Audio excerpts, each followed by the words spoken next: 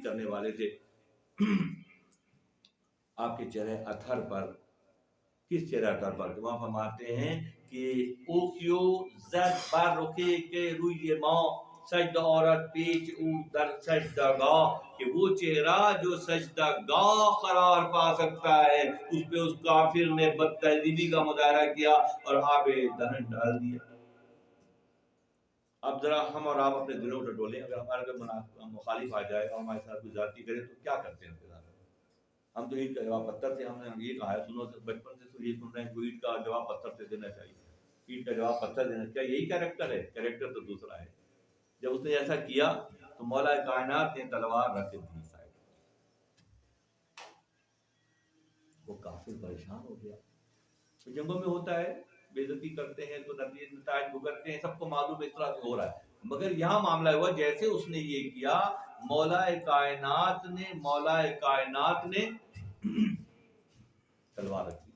وہ کافی بڑا پریشان کہ علی یہ کون سا موقع ہے درگزر کرنے کا، معاف کرنے کا، رعایت کرنے کا؟ یہ کون سا موقع ہے؟ میں نے تو انتہا کر دی اور آپ جو ہے وہ آپ نے تلوار لو.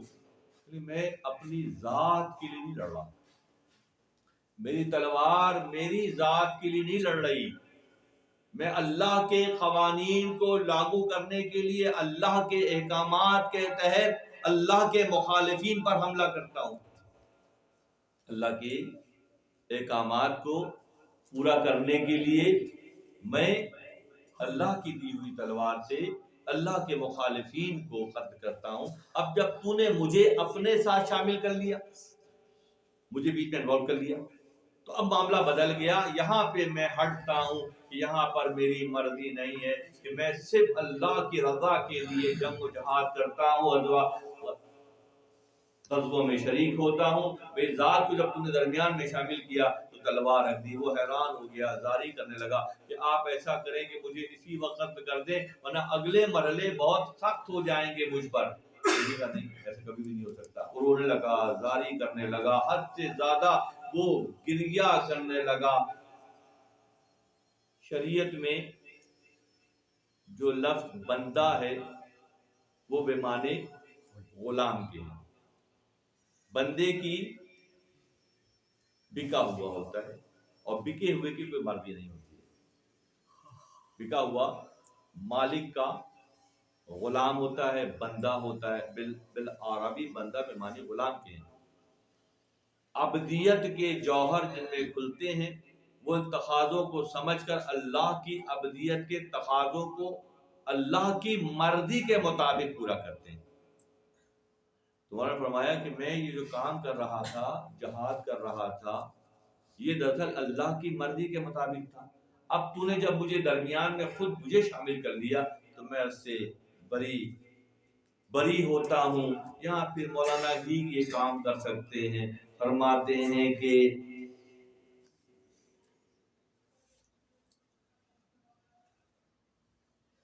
تو منی ہو. جب وہ بہت زاری کرنے لگا، بہت گریہ کرنے لگا، مولا کائنات کو اس پر ترس آ گیا. اسے اپنے سے قریب کر لیا، اپنے سینے سے لگایا.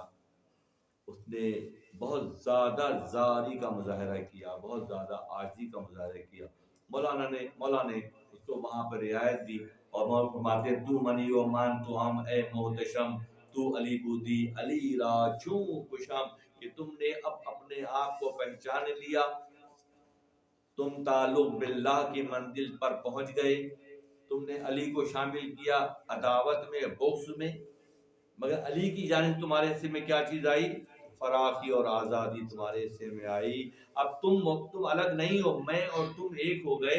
اور جب اب میں اور تم ایک ہو گئے تو پھر میں تمہیں کیسے قتل کر سکتا ہوں؟ اس لیے اندر آمن در کشادم مرترا، تو زدی و تو فدادم مرترا. من جفا گر را چنی ها دهم، پیش پایه خوب چنا سرمی نهم.